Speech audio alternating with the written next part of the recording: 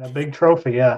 That's a big trophy. It's a monster. I brought it home and I told my son I had a surprise for him, and I think it's as tall as he is. That's cool, man. Yeah, he did a great job, man. That thing looks amazing. To have big checks is always cool. Oh yeah. Welcome to episode 107 of the Drag Driver Pete Show, presented by Summit Racing. Huge show tonight. I got to get another word other than huge because it just keeps getting more huger. This is going to be crazy. Did you see this power tube stuff the other day with Cooper Bogetti and Brian Bassone? I have not seen that yet. I did see that something was there, but I haven't watched it. Brian, it was a great interview. Brian kind of stole the show for a little bit, so big shout out to him. He kind of, he's definitely a public figure when it comes to power tube, and he told the story of back when Speed was a channel and how they, how he bought all that stuff and then they couldn't use it, and it was really this just crazy stories that you end up with as far as being a guy that has that capability. Talked about Ray Iddings, who's our contact over at PowerTube. It's who we send all of our stuff to. Talk about all of our stuff that we send to PowerTube over there to make sure that they show our stuff as well as a ton of other content creators. But he talked about Pinks. He talked about Pastime coming back. He wouldn't tell who the host is for Pastime. They keep talking about this really cool host they have, and I can't figure out who it is. So, anyways, I was hoping we were going to get some info drop on that, but I figure we're going to get it sometime very, very soon on a new thing they call Power Talk Live. So they are running live with Brian, hosting that show every, I think it's the 20th. Yeah, so every Tuesday night they run it at 8 p.m. Eastern over there. So same time we are, sadly, but hey, that's the way it's going today. You got to get over there. You got to find these guys. If you haven't done it, download the PowerTube app. You do it on your smart TV, do it on your phone. You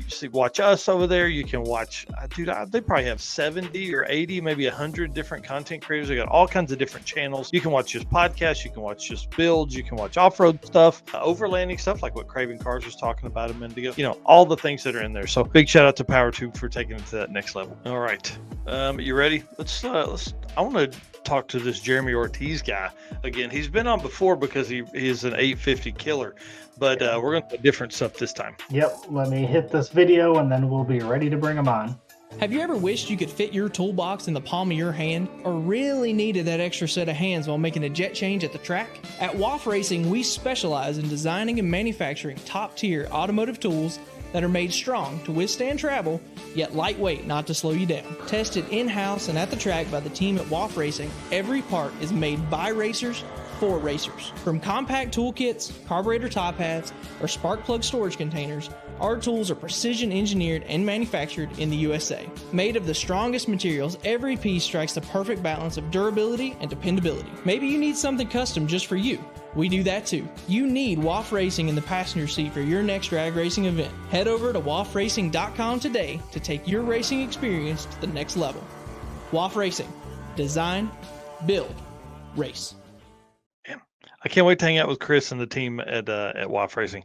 All right, let's talk about Jeremy Ortiz here. Let me remove this, and then we're going to bring him on. And, dude, kick this thing off, man. Let's go ahead and introduce yourself. Tell everybody who you are and what you drive. Yep. So good evening, fellas. My name is Jeremy Ortiz, Team Hybrid Racing, and I drive a 1995 Nissan 240SX, and it's purple. And you drive it like a maniac, dude. This thing is badass. Like I said earlier in the show, it's probably our second favorite 240 that's out there. There's some pretty wicked ones, that's for sure. Yeah. Well, I mean, Eric's, we got to like his probably. Yours is a real close number one in my heart, though. Hey, I'll tell you what. Listen. His is our favorite turbo LS 240. Mine's just the favorite non-turbo 240. There we go. Yeah, this thing is wild, dude. So tell us a little bit about this car. So, let me explain to everybody out there. So here's what we're going to do. We're going to introduce you to Jeremy. We're going to tell you who he is, what he drives, all that kind of stuff. And then we're going to do an ad break for Performer Bill. And then we're going to go into talking about streetcar bragging rights. So everybody kind of get your questions ready. So the first bit here is YouTube, cars, drag and drive history, all that kind of stuff. So tell us about this car, how long you had it, all that stuff. Yeah, for sure. So the 1995 Nissan 240SX. Anybody who's not familiar with it, they're a 4-cylinder rear-wheel drive car. I bought it back in 2011, I think it was, right after I graduated from college. I'd been to DSMs for a while, and I was trying to find something new. I'd never had a rear-wheel drive car, so I was really trying to find something rear-wheel drive. I was looking at like Porsches and stuff, like older ones, and I was like, I don't know, and ended up finding this. I'm out of Indianapolis, Indiana, so I found this down in Kentucky, and a buddy of mine, we drove down there, I don't know, on a weekend or something. I found it, and I knew these things were going hot, like they were going fast, right? You find a 240 back then, it was like they're going quick. So I messaged the lady that was selling it, and I just kept messaging her and calling her, making sure I could get it. So the first chance we had, we drove down there and picked it up. Bone stock. I think it had like 180,000 miles on it, maybe. Wow. And drove it back home, and hasn't been stocked probably since about 10 minutes after that. Wow. So it was 4-cylinder when you got it. So did those come with turbos, or were they just NA 4-cylinders? Not here. So they came with like a 2.4 straight 4-cylinder. Yeah, 4-cylinder. And then, but like in Japan, they have like the SR20s. Interesting. Yeah, so that wasn't enough power, of course. Yeah. And not that LS swaps were brand new or anything, but you go back 14 years or so, and they're starting to get popular and still cheap. So I was just saving up money where I could, and decided that, again, this was my first rear-wheel drive car, and then I'd never had a V8 either. I'd always just had 4-cylinder stuff. So I was like, let's see the SR20 was a common swap, but I already had a 4-cylinder turbo car, and it's like let's do something different. So I just started researching and saving money and buying one part at a time, really. And we ended up living in a small apartment, had a tiny little garage, and we did a little swap in the garage to a LS1 and a T56, so it was 6-speed. And it was my daily. I drove it every day to work for a handful of years until things started to get out of control, as they do. Yeah. So yeah, it's been a fun journey with the car. Obviously, I've had it for like 14 years. It's gone through 5.7 LS1, 6-speed, and then we did like a cam in it and made, upper 300s. And then at some point, I think I was racing it probably on the highway back in the old days, doing roll racing and stuff. And I think it was then I did like a 2-3, and then back into 2 shift, and engine didn't like that. So yeah, a little while later, started making a bit more noise, and decided that it was time to put something else in there. So I put a 6-liter motor in it, cam, and I think it made like 400 horsepower, so more. I was just kind of tuning it, HP tuners on the street. Still just learning everything about it. I was like, okay, well, that's fun. Now let's put a turbo. So I built a turbo kit for it. Kind of just my first time doing a lot of stuff on this car, tuning it myself, building it here and there. Made some decent power, and I did a little bit of stick shift racing. And at this point, like, stick shift racing was starting to really get out of control. And when I mean out of control, it's not like what it is now. I think guys were like, I'm trying to remember, I might be a little bit off my numbers, but I want to say like guys were getting into the 8s, and like that was crazy, and I was not near that. I was still hanging around in the 10s. So I did that for a while, and then the transmission started making noise, and those T56s were going for some money. Yeah, they've only gone since then. So I called my buddy at RPM Transmissions, Jeremy, and I said, hey, what do you think's wrong with this? And do you think I can still sell it? So I was clear about what it was, and I decided then, I was like, I want to really get into, actually like racing this car a lot. So I put a 400 3-speed in it, probably over, I want to say 2017, 2018, winter of that. I decided to make the swap. I got a lot of pushback on that, changing over to the auto. But I said, as long as I'm still having fun, it doesn't really matter to me. And going out and racing was a lot of fun, and I be consistent with the car. And I'll admit it, I wasn't the best stick shift racer. I was so number 1-2, it upset the car, and 240s like the drift. It was just sideways. A lot different then, though. You're on a bias ply running like 11 pounds, and now stick cars are on wheels and all this other crazy stuff, which is absolutely crazy. So I went pretty fast on a stock bottom 6.0, like 870s, I think, and then ended up going back to a 5.3 later on. I think about 2 years I've been to rod on that 6.0 on the limiter at the top. I ran out of gear. You only have so many options with the Nissan rear ends as far as gearing. I wasn't really spinning it real high because it was stock, and so then I put a 5.3 in it. Did that for a little while, and iron block, and now it's got an aluminum 5.3 in it. That's pretty much like you open up BTR catalog and just order everything with their name on it from top to bottom. And that's what it is. And it's been in the car since right after I completed 6 summer a few years ago, when I had that little bit of an accident. Wow, that's awesome. So yeah, that thing's taking a beating. Yeah, yeah, I'm too nice to it. Right. So rear end, are you still factory 240 setup or are you solid? No, so the factory rear end, I broke a number of axles driving that thing stick shift, and that's when I was like, all right, I should probably buy a trailer. I bought an open trailer and started trailering it because I had, after paying the tow bill so many times, I was like, a few more of these and I could already own a trailer, you know. Mhm. So then I put a common swap is like a Q45 rear end in them, so I did that, and then ended up doing a 350Z because I needed the different gear to run it out further because it was just going faster. But now for the last 4 years, it has an import drag solution 8.8 solid axle. So they I've had their shock suspension on the car for years, but they number of years ago created a bolt-in subframe. So you literally just unbolt your shocks and drop the whole subframe and everything, and then bolt this thing back in. It's 4 bolts into the frame or into the studs, and then 2 bolts in the shock. And they did it that way so it meets a lot of the class rules. Mm-hmm. Yeah, because I would think that would have been a very limiting factor. IRS,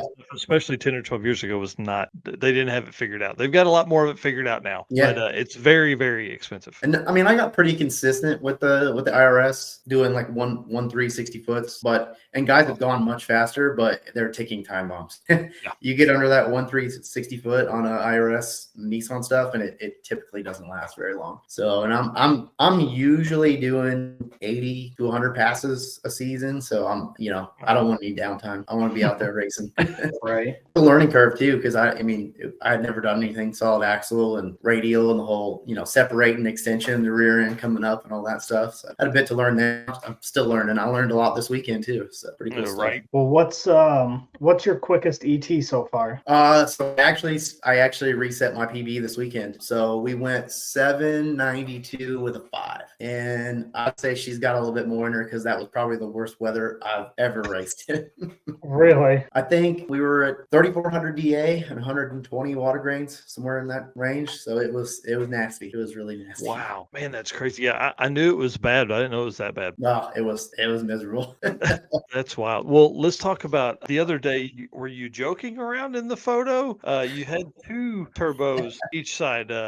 Yeah. So I just did that to create a little bit of conversation. No, and I think it even caught Derek off guard because I think at one point I was told that he said on the live feed that maybe it had twin turbos. Yep. No, it's just this. So it's like I mentioned, it's a 5.3 LS BTR, top to bottom, and then it is a Force Performance 84 millimeter mid frame, so like an S400 chassis turbo. So it's doing work for what it is. 5.3 with a single 84 mid turbo. It's she gets down. Right. I can't say enough to those guys coming on board last year. It's been fantastic. The car just seems happy, healthy, and I don't know. It almost seems like it wants even more. It does. They always want more. Well, I want to talk about that turbo for a minute because you have had an 84 on it, and you're going to a different 84. What were the thoughts on the change? And look, Robert's very, very smart. His level of knowledge is like 11 steps further than mine. But I want to know kind of why the change. It was a wheel change and maybe some bearings. I can't remember what you said in your video. Primarily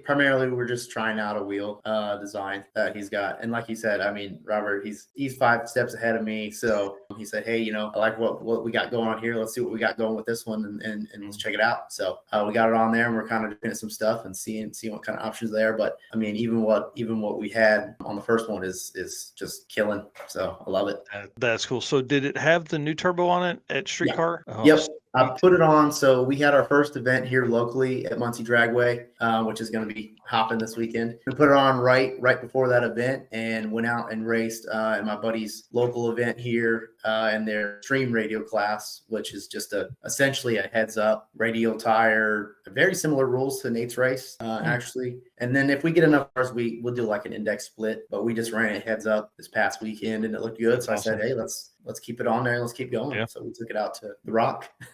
That's awesome. Well, people can find all these this build stuff that you've got going on here. Hang on, I'm trying to get this damn thing to show your channel. What have I done here? There we go. Yeah, so they can see the full build on the channel. So tell us about the channel, why you started YouTube, all that. Yeah, so the channel is Team Hybrid Racing on YouTube. Really, I wish I had started it about 10 years ago when I started building all these cars and stuff, because I'd be way further ahead. No, it's just fun. I'm enjoying it. My brother-in-law kind of really pushed me to start it about, I think, a year and a half ago or so. We've just been making videos on the builds and racing. Here on the other side is our latest design, or changed a little bit, but it's got, you know, hybrid there at the top, the 240, and then the S10 at the bottom there was actually a truck that my brother and I, he owned, and we swapped a 5.3 LS in it probably about 10 years ago. It changed hands 4 or 5 times, came back to me, and then I actually recently sold it to a buddy of mine who helps me with my racing a lot. We call it the Chili Pepper S10. So we've got a lot of videos on the channel about that. And then that Mustang there in the middle is something I picked up over winter. And as you guys know, we're doing something a little different. If you just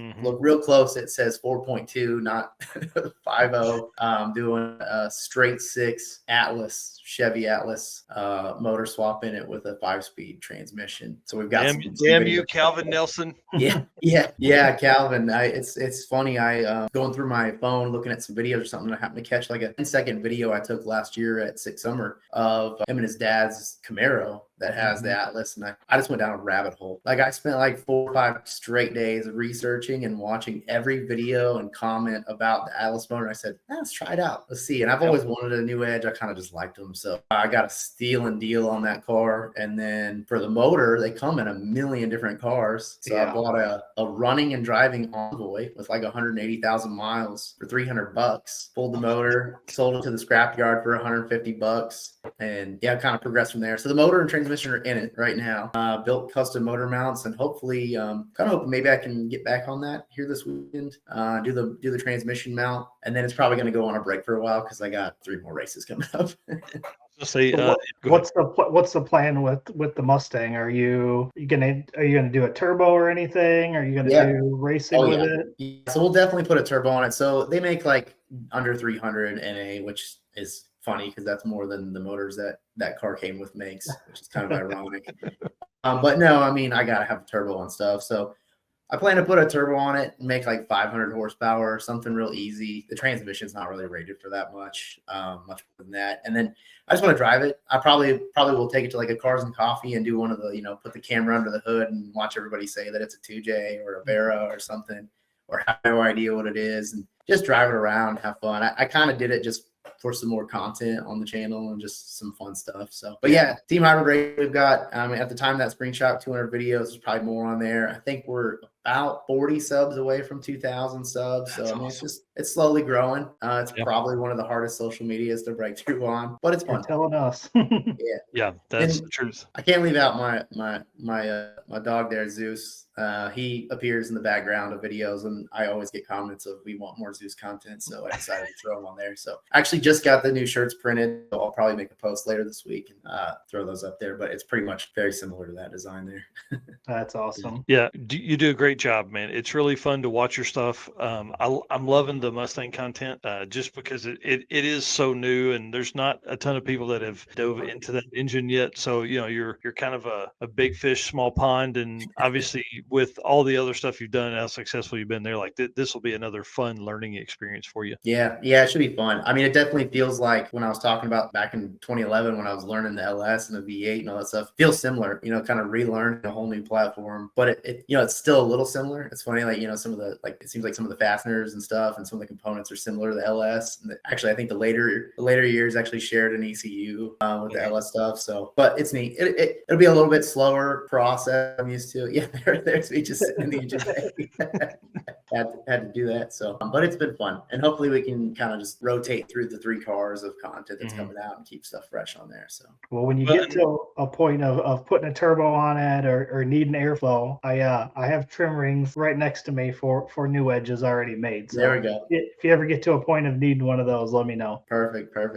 Yeah, that's fun. All right, so again, I just wanted some background of who you are and all that kind of stuff, because we needed to like introduce you. Last time you were on, you were one one of the perfect 850 passes. We had you and Chris Mary on, and yeah, I think a lot of times we lose folks in that. We don't give them an opportunity to tell the story and talk about all the fun stuff they do. So I do want to ask a few questions that are kind of, I would say, standard podcasting questions anymore, because, we all got to know. So I'm going to let Eric run through these questions. Yeah. So what do you have as a daily driver? Well, I work from home, so I don't really daily drive much, but I picked up a few years ago when we started going back to the office here and there. I have an Acura TX Nice. that I drive, and then I've got my Silverado 1500, which after this weekend, borrowing my buddy's diesel and how easy it pulled my trailer through the mountains, we'd probably be upgrading that at some point.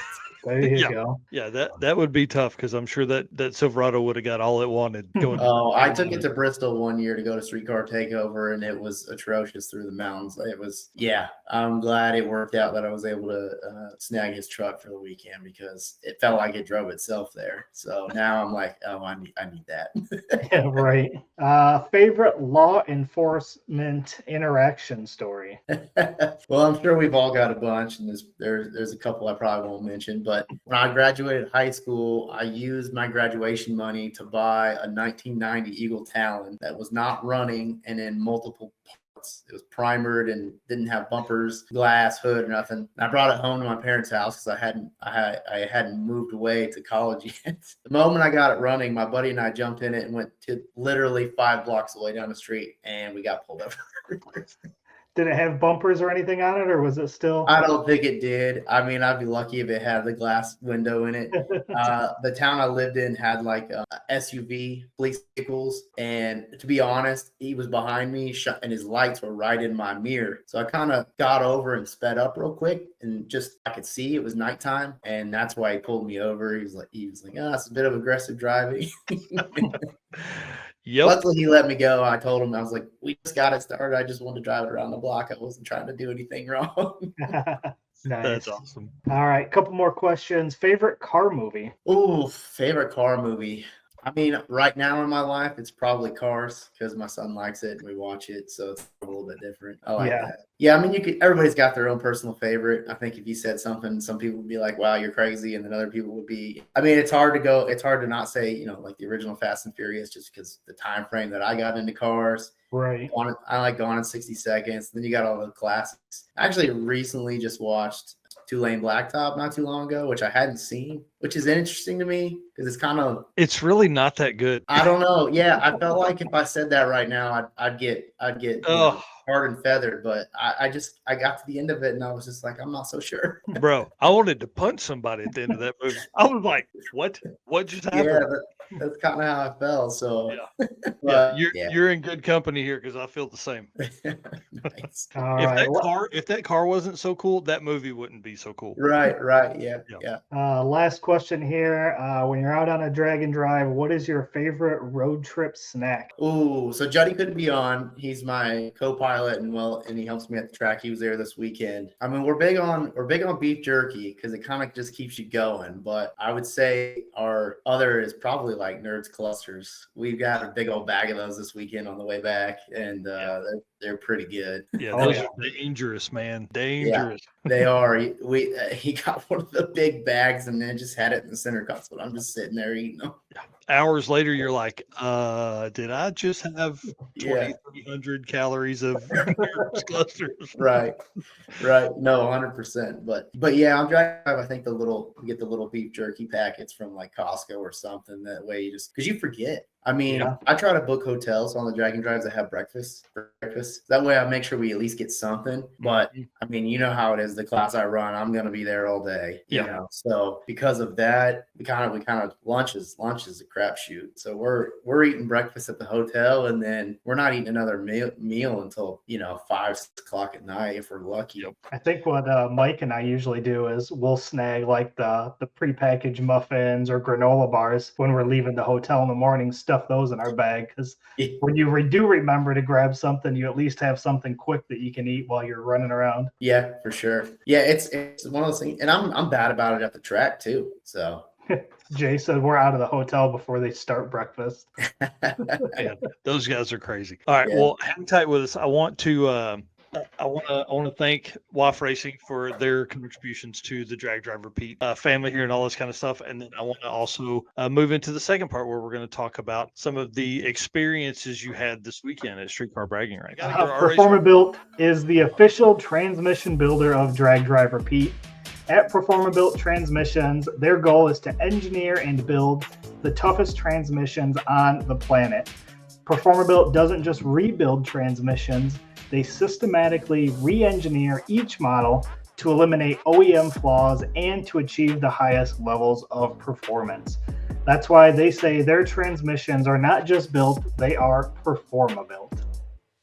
That's right. Love Ryan. I was talking to him and Tim Blythe yesterday through text. They're trying to figure out some stuff to get Tim's Spitfire to handle all the abuse that they go in. For the guys that are just coming in here, we have Jeremy Ortiz on, Team Hybrid Racing, winner of Streetcar Bragging Rights Shootout Wild class, and then second quickest class in the Streetcar Bragging Rights Shootout class is crazy. So we just went through like what his car is, who he is, all that kind of stuff. So you can go back and watch the WAF Racing part. And then now we're going to talk about this event because, dude, there's so many questions I have. I hate myself for not going. I literally do. Flights were like $500, and I was like, man, with all the travel we have going on in June, I just couldn't make myself pull the trigger. So big shout out to Nate Prater putting on one of the coolest events, it looked like from home anyway, that you could have. So Streetcar Bragging Rights, tell us a little bit. We're going to talk about why you went, who went with you, who you raced, all that kind of stuff. So the first question I have is, why did you go? Why did you go to this race? Yeah, so Nate's reached out a few times because I think this is his, I want to say, third or fourth year doing this event. And it's something I've wanted to do, but again, kind of getting that far out from home with my setup is a little tricky. Yeah. But the reason I went this year and was able to make it happen was Cletus and Cars comes to Indy early May, and they have for the last 2 years done a streetcar shootout, which I've done both years, and I think both years I've made it to the last 3 or 4 cars, depending on how it kind of broke out. So it's been great, and I always get my butt kicked by some really fast car. Kevin Smith beat me 1 year, and then James Hall was driving McFlurry last year and got me too. But up until that point, I was just doing it. But unfortunately, this year they didn't have the class.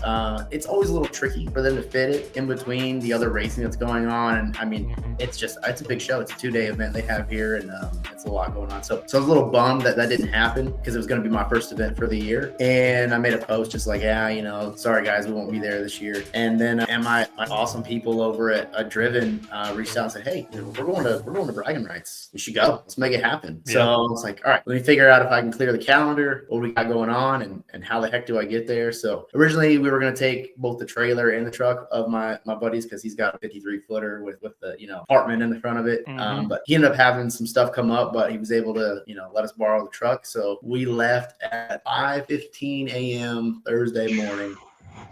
And we pulled into the track at 4:15 p.m. Thursday afternoon. So 11 hours to get there for a drive. Dude, that's brutal. Yeah. That is brutal. And Thursday was testing, right? They did testing Thursday. Let's see here. Thursday. Yeah, I think they had so it was roll racing. So they had a Wednesday, right. They had like a buy-in extra testing. And then Thursday was roll racing. But I think they were able to get through it early. So they opened up a test session Thursday night.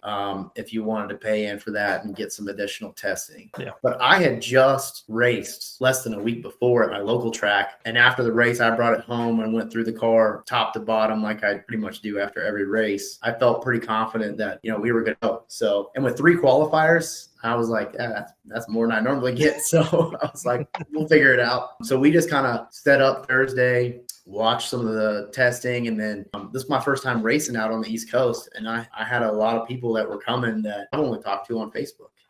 Yeah. We've been friends for a long time, but I've never been over there, or they've never come over this way. So it was cool just to kind of talk to people and stuff. So I have to give a huge shout out to Driven. I mean, you guys know how awesome those people are. Yep.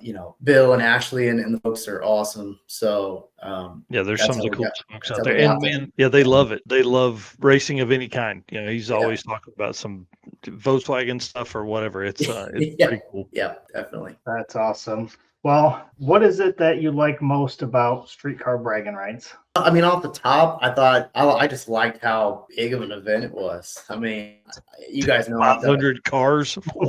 Yeah, it was crazy. I've done, countless streetcar takeovers. I've done a handful of drag and drives now and a lot of local stuff. I've gone to LS Fest, which we know that's huge. But yeah, the car count and just I'd never been to this track either, which was really cool. I always try to make it like a bucket list to get to one new track every year. So check that off this year. Yeah, for sure. Super smooth. Track was, I think like 2 years ago, they redid like concrete for the first 8th mile or something. Oh, and wow. then they got these like a hill on one side that's all concrete, like seats.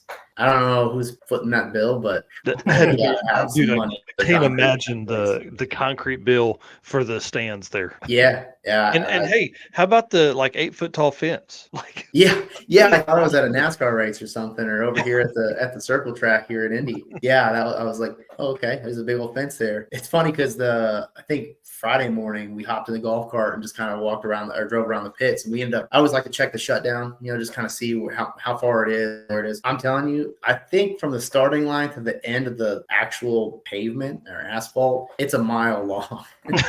Not shutdowns all the way, but it's really long. And I said I did a little video and put it on my social media. I said I'm pretty sure this track holds for no prep events at the same time because of how long it is. Yeah. nice. Yeah, guys They are do- leaving the starting line and mid track same time. Yeah, exactly right. I think they do like a big digger die is what they call it, a big no prep event out there. So there were stands at the end. So I know Oh, they had interesting. something going on down there. Yeah, Right. interesting. That's cool. So yeah, no, it's just the size of it is massive. But honestly, I think the biggest thing is like the attention to the racers, which is awesome because I mean, without racers, there is no event, Exactly. So I mean, just we got these. I mean, when you qualified, you got these little coins that say your class and stuff. Yeah, look at that, you're already on right there. So Yep. just that and just all the extras. I think all the extra stuff, even as a participant or as a spectator, he's had like VIP section and just all kinds of stuff. It was really cool. They had paratroopers come down during the national anthem and the fireworks at the end of the whole event and in the finals. Every final when the pair went down the track, big fireworks when you cross the finish line. At least that's what I was told. I couldn't hear anything. you were past it at that point. That's pretty awesome, and I think it's like that level of detail is what drag racing needs. I mean, we Yeah. need that next level of thought. And Nate told Wes Buck on the show, I think last week or week before, that he's like, man, we go to so many other style events to see what is out there and what goes on. So it was, man, it just looked like it was so much fun. Yeah. One thing that I obviously questioned is the blind qualifying. Man, walk us through that. Like, is that strange? Did you know what time you ran? Like, did they give you that kind of ET, or like what were the pins and needles like for that? Did that make you anxious? Like, how'd that affect you? So once I had figured out that I was going to be going probably about a month before, right? So, and of course, I made sure looking at the rules, made sure the car fit and et cetera. And then there's the blind qualifying listed on there. So I started asking around like, hey guys, like you guys that have been here before that are friends of mine, like what's the deal? And yeah, so how it works is you get your time. So you know what you ran, but you don't know what anybody else ran. And through each qualifier, it's never stated what the breakout is or where you are or anything. So for like 2 weeks leading up, I'm like, are we gonna the goal was literally to go and make this show. 125 cars in the class and only 64 are getting in it. And you look down the name list and you're like, heavy hitters on here. Hitters, and then people I don't know. hitters. People I don't know. So you got to go into it. I mean, the whole idea, right, is that to try to get people to run their car fast so they get in. Yeah. Right? Because there's that chance. Like if if you're somebody who lays it back and you don't get in, I mean, that's a long drive home. Right. It's a long drive home. Ooh. And it's funny because after the first day, we had 2 qualifiers and 1 left, and everybody's talking to each other and trying to figure out, hey, what'd you run? Who's running this? What do you think this ran? And I don't think anybody had a clue what was going on because I had people over here that were like, oh, 6 cars ran in the 7s and nobody else. And then somebody over here is like, I think breakouts, the cutoff's going to be low 8s. You don't know. It's interesting because you're like, who's making stuff up? Who's being legit about it? I ran. Where are we at with this? So, So hang on. It's wild. Did they ever post that at all? I didn't see. I don't think I didn't see anywhere the qualifying standings were. No, I was kind of hoping that we would like after Q3 get like the full, so during the drivers meeting, they kind of said, who was what number. And then unfortunately the elite class did have like a standard bracket that was printed out that said like who it was and what their time they qualified with was. Cool. But I was told that like the system couldn't break it up into 3 other classes because it was all together. So the other ones were handwritten, and to write everybody's name and all their times would have been taken forever. So I haven't seen a full listing. It would be interesting, but I mean, I have a pretty basic idea of where to go. So. Yeah. And then, so it broke down the quickest 16, then the next 16 and the next and the next, right? So you had elite, you had wild, which is the class you were in. You had mild, which is appropriately named. Then you had daily, which I thought was pretty cool too. Yeah, and I think so. Obviously, elite was heads up. My class ended up being a 782 or a 783 breakout. So on the last 3 classes, the number 1 qualifier gets a 10th added to the breakout. So, which I think that's how Streetcar Takeover does too. It does it as well. A lot of places seem to do that. They give it a little extra. Now, funny enough, our local event here, when he splits it, where the split is, they actually go backwards 1/10. So then it makes it a little harder Fast Guy because now they got the advantage of being number 1, but they got to slow it down a little bit, right? And then so it brings anybody who's behind a little to that number 2. So there's lots of ways to do it, right? But 783, I've still, even after the event, never been that fast. So you're like, I'm just gonna hang this thing out. Yeah, that's kind of how we did. And then I want to say the mile class was 840 breakout, and then I don't know what the daily was, but I want to say it was still in the 8s. Which going into it, I felt like you were gonna have a group of 6 second cars and low 7s. And then I thought from 780 or 760 to 850 was just going to be a super tight field. Yeah. I qualified number 6 with an 808. And I think there was 5 guys that were all right next to each other. Yeah. Wow. So Chad knows 864 for daily. I mean, it got close. It got real close. Yeah. And so Q1, I'll start from the top. Q1 was, I've got the printouts here. 242 is when I made Q1 on Friday afternoon, and it was awful weather. I mean, you guys have watched, ducks races and other stuff. Middle of the day, you see a radio car go down the track. Yeah. I had people. We went A to B. We went right down the track. Read it perfect. You were one of the only one. Yeah, you're one of the only ones that did it. Yeah. I'm pretty sure, for Q1, if they had just called her right there, I would have been in 8th position or something based on what we ran. And then we got another run in the evening, and we pretty much left it because the tune that we were running was what we had ran at Muncie the week before. The weather was so different that it slowed the car down, and we had to figure a few things out, trying to sort that out. So we were able to go a little faster. And then I think a few other people at night got down, so I felt like it was getting close, but there was still a lot of cars that I expected that were going to go quick. Didn't have it. Yeah, it was pretty interesting.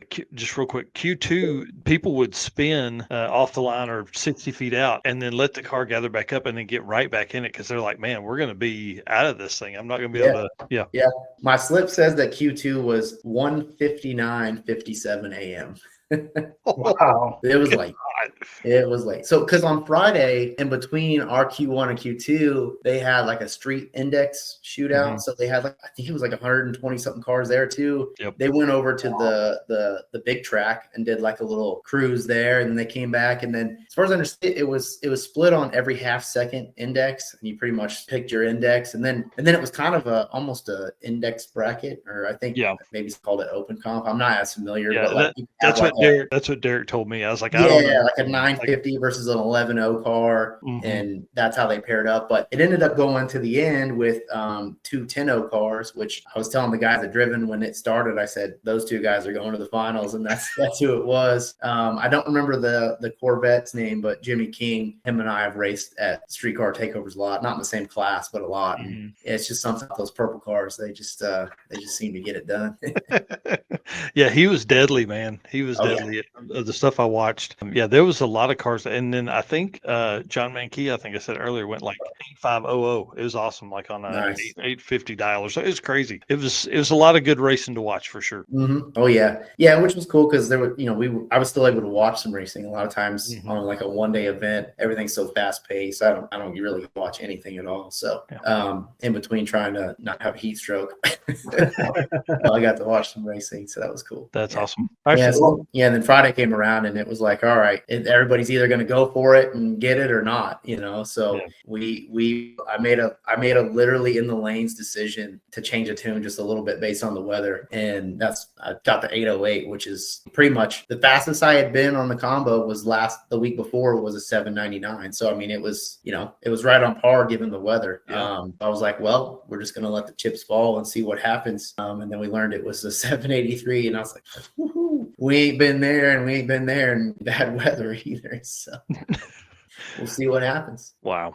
Well, you talked a little bit about some of the struggles with qualifying, obviously, the timing and the weather and that, but was there any other struggles, and kind of what things did you learn through qualifying, and then where did you end up placing for qualifying? Yeah. I mean, we didn't touch the car once the whole event. We made 7 total passes, whether it was, dead middle of the day or I guess dead middle of the night. They all went A to B, and we didn't touch the car. We put fuel in it, packed the chute, downloaded the logs and made our little tweaks then and there. I made one shock adjustment. My buddies were there from Import Drag Solutions with John's Wild 240. I'm sure you guys have seen that with the Nissan V8 in it. So I had those guys there kind of figuring out what we needed to do. Because like I said, we were in a territory trying to go faster that I hadn't been before. So I was like, all right, well, I know how to make it change in the tune, but I got to make sure that the suspension is going to do it too. And I'll be honest, I want the car to go down every time. I don't want to lose it right on the line. So I wanted to have everything working. Yeah, we didn't have any. The car was great. That's cool. But that all goes back to, and I tell people this all the time, it all goes back into all the stuff that happens back here at home. Going through the car and testing all the time. That's just part of it. You get out what you put in, kind of thing. And it worked out for us. So that was it. Nice. And well, let's talk about the eliminations, man. Who all did you have to go through, and what that lineup look like? Yeah. So the class 16 cars, like I said, 783, I think it was cut off on the index. And in the Q1, there was a wide variety of cars in the class, which was cool to see. I think there was a couple of the new Supras were in there, which I really hadn't seen any at racing before, except for out at World Cup. We had, I can't even think of all the cars there, but there was a good selection of cars. And somehow through 4 rounds, I raced Mustang every single time, which typically seems to be the case. I don't know why, but every time I race Mustang. So round 1, I wrote the names down because I didn't know a lot of folks. I drew Andrew Sheridan. I think it was a newer Mustang. I don't know what year. Black. I think it was a Coyote turbo car. We ran that down, and I want to say, I'm trying to think about it. I think he had an issue with the converter. Finally gave up on him on there. So we were able to just cut the light and go and do that, and then brought it back around, and we had to race. I mentioned earlier about friend online that I hadn't met yet. Anthony Cook has a beautiful SN95, and we got to line up, and it was I know for sure it was gonna be a really good race. And I don't know, I guess maybe just some racing luck was on my side, but I would much rather have raced him anyways. Unfortunately for him, I think his trans brake didn't hold, and he went through the beams. The weird thing was, though, is I didn't see the tree go red with the light. So I made a pass, we're racing. Oh man. Because I didn't, it was weird. It didn't seem like the tree went red. And he qualified higher than me. I was 6. So I was number 21 out of 125 cars to back up and answer that question. But I was number 6 in the, or maybe it was 22. I don't know. However the math works out. And then I think Anthony was I think he was number 3, if I'm not mistaken. Wow. Wow. And then E3 comes around and I raced, I think his name was Darren, another newer Mustang. I'm assuming it was a Turbo Coyote car again. We lined up and we left and I was kind of out front. And that was actually probably was going to be my fastest pass. Wow. When you're on the index, if you're out in front, you got a little room at the top. So we had a little room to pull her back in and took that one. And at that point I was ecstatic. This is late into the night and we're in the finals and it's a 2,000 runner up and 5,000 for the winner. So Wow. at this point it's already money's there to get back home, right? Yeah. And then the finals I met up with Michael, I think it's Chambly, has another newer Mustang. I ended up looking him up and that car is actually really fast. So I don't know if he had a little bit of trouble in qualifying or maybe he just kind of pulled it back a little bit, but I believe that car has gone like bottom 7s if I'm not mistaken. Oh, wow. So I knew like he wasn't going to have any problem running that number. Like I knew it, but we lined up and I cut like a 034 or something on the my best light of the whole week and just stayed out front. And that wind light came on and I've got a video in my car. I was actually looking at what we captured because I'm going to put the video together for the YouTube at some point. And I was pretty happy about that. I would say so, dude. Yeah, there's a big difference in $2,000 and $5,000. There is. Yeah. So there it is. So you got some money and a big trophy. Yeah. That's a big trophy. It's a monster. I brought it home and I told my son I had a surprise for him. And I think it's as tall as he is. That's cool, man. Yeah, he did a great job, man. That thing looks amazing. And to have big checks is always cool. Oh yeah. I would think that streetcar shootout or streetcar bragging rights shootout wild winter, that's perfect for the shop. Shop walls like that's amazing looking out there. That's cool, man. Yeah, it's pretty neat. I've actually never won a big check before, so that was kind of cool too. I always joke about it. My friends all know I mean, obviously everybody wants some money. That's always a nice thing. But I really like. I'm kind of a goofball about trophies. So just because it's like for me, it's just it takes you back to memories. Yeah. Right. Oh, by the way, Chad, he brought us over to his pit area on I think it was Friday night for brisket. It was good. No, you don't want it on me, Chad. I got that perfected. Like I don't even know. I don't. Yeah, take some of that 5,000, buy some brisket for him to cook. That'd be the best. Right. There we go. Yeah, no kidding. Yeah, I don't even know what I'm gonna do with it right now. Yeah. Oh, dude, we know it's gonna go back into cars, man. What are you talking about? Oh, yeah. Yeah, for That's sure. awesome. For sure. But, I was tired. I think we put the car in the winter circle at like 4 a.m. or something. Oh man, dude, that's wild. Yeah. It was a long day, and then we slept for like 3 hours and drove home. And it took 12 hours to get home the next day. oh geez, Man, you're probably like so tired, but then like so hyped up from winning. Like it had to be like all the emotions trying to drive home. Oh yeah. Yeah, and it was just like again, I mean, it wasn't even on my schedule. I have like 10 events on my schedule this year. This one wasn't even on my schedule. Wow. We go all the way out there hoping we qualify and then come home. So, and we had to do it for, we had to do it with drag and drive cars. So yeah. Well, it just goes to show that, you got to show up to even have a chance. And obviously it worked out well for you. Made it all the way to the finals and took home that W. So super cool. Yeah, for sure. Yeah. For that class, you guys have to, is it like drag and drive kind of rules? Like is it, headlights, taillights, blinkers?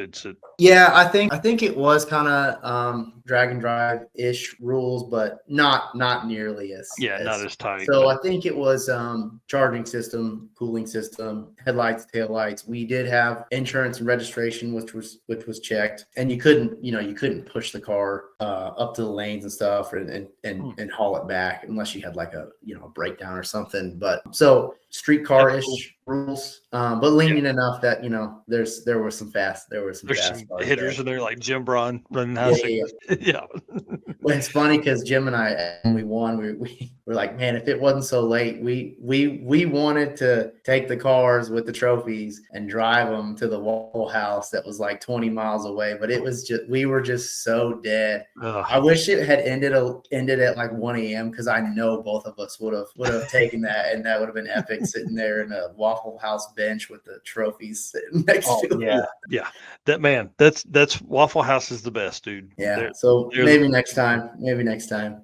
Right. Well, I want to ask you, what did you think of the event after you got home, after you've had a couple of days to kind of kick it around a little bit? What are some things that Nate did right? Yeah. No, I mean, again, I think it kind of comes back to just a lot of the extra stuff was really neat. I'm sure as a spectator, that was cool to see some of that stuff. But as a racer, you just felt like Nate wanted you to be there at his event and wants you to come back. Just that's all awesome. The extra stuff is just it's pretty cool. That's awesome. And I think I know there were some people that were like, oh, we raced so late into the night and this and that. And my take on it is, if you want your event to be top tier, you got to grow it over the years. And I think, in my personal opinion, that it's now to the point where like this event's name is out there and people want to be part of it. And so now I think Nate has an opportunity where he can kind of start to maybe bring in that rule package, tighten up the class where it's like, you're still going to have the elite of the elite cars there, but you can just make it an event where everybody wants to go, and it's not something that, it's kind of like World Cup. Like, you got to prove that, you just do a spot. Yeah. It's kind of what we were talking about. We were talking about how we stepped back a handful of years with World Cup and they were racing way into that. And now, there's a select number of spots and you got to go so fast to be able to even get in there. And, I think just how the top tier events become. Yeah. And I think this one's already there. It was a blast. It was a blast. And to have 125 cars for 64 spots in that, and then have, I think it was like 128 for the streetcar index. I know probably some of those cars crossed over, but dude, that's a bunch. That's 250 cars just there. Yeah. There was 50 stick shift, and I think 32 got in, 2 classes of 16. Wow, man, that's awesome. Yeah, I like what Corey's talking about here. I'll talk to Nate and see if we get on-site Waffle House. They do food trucks. I had never really thought about that, but that's pretty genius. Yeah, that'd be legit. That'd be good. Something to eat before you try to finally fall asleep. Well, or before you go to the finals at 3 a.m. Yeah, that might make you a little sleepy though. You got to be on those finals. Yeah, that's a good point. Well, Jeremy, what's up next for you guys with your race program and also with YouTube? Yeah. So like I said, I'm hoping maybe I can get back to the Mustang, sneak a little bit of garage time in there, but I'm very busy. I have 2 kids that are 3 and 6 months, so yeah, they keep me busy. And a big shout out to my wife who supports my racing and handles everything back home when we can't all go. I'm hoping in the future I can get the kiddos out there a bit more. But so maybe work on the Mustang a bit. Obviously, I'm gonna go through the 240 top to bottom after this race, and we have on the calendar Sick on the Green. So that is in 2 weeks. I think that's the plan to go down there. I think it's next weekend. I think it's next weekend. Yeah, next weekend. Right. Yeah. Oh my gosh. Yeah, it's really like everything's really stacked for me right now, and then there's a bit of a open time, and then it gets kind of stacked again. Nice. Yeah, we're gonna try to do Sick on the Green. I thought about doing the 860, kind of doing some prep for Sick Summer, kind of getting ready for the 850. But I'll tell you that 530 Little Gangster stuff is that's $10,000. And that's very tempting as well, especially coming off of this, because we've got some data for something like that for sure. So that'll be that. And then as soon as we get back from that, another run through the car and pack up and head out for six very long days of Sick Summer. Oh man. And I don't want another 10,000th spread second place. Dude, we don't either. We want it to be closer. That's fine as long as I'm in first. As long as you're in the top, yeah, man, yeah. The 850 stuff is one of my favorite classes. Everybody knows that, but watching you guys go back and forth like that was amazing. It was brutal, is what it was. Yeah, well, and that's exactly what you're saying. You're one of the last cars to leave there most every day because Chris Mary may walk up there and bust off something that then you got to go make another pass. Yeah. Then he's got to make a pass. Then you got to make a pass. That's pretty much what happened, and I mean that's why on the last day I talked to and was like, hey, like this could come down to the last pass. Let's run them together. And we did. Unfortunately, I spun and it was over, but we fixed that. So we won't have that problem this year. I promise you that. We will not have that issue. So we're going to do that. And then I don't know, that might, my mind will change 100 times, but that we might call it on Sick Summer and try something different, maybe Sick Week. So I only have so much vacation, so I got to pick and choose, but we'll see. I'd really like to get down there. Plus, 67 degrees or whatever it is, and hoodies sounds a lot better than then you 95 degrees of Sick Summer, if I'm being honest. You guys know I always preach that Sick Summer's harder than Sick Week, but Jay said you need to skip hotel breakfast and get there earlier. Well, we'll see how things play out this year. There was a lot of only getting one passes down there at Sick Week, so I don't know. Things are going to be interesting. Yeah, I don't know how that's going to go. Well, and that's another event that really is kind of getting to that level, like you were talking about earlier, to where they could really kind of have a cutoff. Hey, we're only going to, if you can't do this, we're going to need to stay home. The hard part is for drag and drive stuff, like especially with the DYO class, you really can't say that. Like, hey, we want the, who can go out and win bracket races or win, a tuning game there. So it's going to be interesting to see how the next 3 or 4 years of Sick Week plays out. Yeah, certainly. And it's just the natural progression, I think, of events that do well. That's just how it comes. And speaking of DYO and drag and drive, so we're bringing the S10 to Sick Summer. So we'll have that car there as well. So 240 and the S10? Yeah, we'll have them both. So we ran it last week at that Muncie race, the opener, on the 1220 class. First pass, it ran 1234. I made 2 adjustments in the tune and it went 1223. So she's ready. Wow, that's awesome. Okay, listen, tell everybody where they can find you, and then we gotta wrap this up. Yeah. So I said Jeremy Ortiz, Facebook. Team Hybrid Racing is the YouTube channel. We got a lot of stuff on there, a lot of builds, a lot of fun things. I'm always open to ideas if anybody wants to see something specific or explained. I'm pretty open on a lot of stuff I do. I don't really hide a lot of secrets on my program. And then on Instagram, it's 240 Ortiz, so 240 RTIZ. Just because that's how Instagram is. You got to have some cheeky name, right? And that's about it. I don't really have enough time to delve into anything else. I got enough going on already. I hear that. Well, man, thank you for coming on. I appreciate it. I can't wait to hang out at Sick Summer. For sure. And then, we'll be looking for the content. I know you getting back from there, catching up on sleep, catching up on family stuff. It's hard to sit down and edit for 6 hours. But man, we'll be looking for the streetcar bragging rights video soon. I say it'll probably be next week, but I know me, I'd like to. I enjoy the editing part too. It just takes a while. And I see Nate up there. Appreciate it, Nate. Awesome event. And I'm going to do everything I can to come back and defend that title. One thing I will say real quick is on the line was every year's winner, the year in all the classes. And I think when we looked at it, there had not been a repeat winner in any of the years. Now including this year, I'm not sure. Wow. So maybe we can change that. That's cool. Yeah, man. Well, if anybody can, it's you, dude. We're gonna try. That's awesome. All right, we're gonna put you backstage, man. Stay with us for just a second. I do want to talk to you about a couple of things after this. Yeah, all right, thanks. Sure. Thanks, guys. I appreciate it. Yeah, we'll see you soon. All right, man. We're a little over tonight. Sorry. Appreciate everybody hanging out and doing this with us, man. He's a great guest. He's been on before talking about 850 stuff at Sick Summer. Obviously one of the heavy hitters in that class for sure. And now, one of the, he's like a household name now. Right. Come out there winning streetcar bragging rights shootouts. Pretty awesome. So, all right, dude, lead us out of here, man. All right. Well, again, appreciate everybody tuning in tonight. It's been a great show. Lots of great conversations. Thanks to Craven Cars. Thanks to Jeremy for jumping on. Thanks to you guys all for watching, commenting, everything you guys do to keep us going forward with this. And of course, again, can't do this without all of our sponsors: Summit Racing Equipment, Deechworks, Molly Motorsports, Driven Racing Oil, Howard's Cam, J-Wire Solution, WAF Racing, Performabuilt Transmissions, Car Chains 3D, PowerTube TV, Sweet Patina, and Racing Junk. If you guys are buying parts, please make sure to check these guys out. And with that, we will see you guys on our next episode. Yep. See you guys. I would.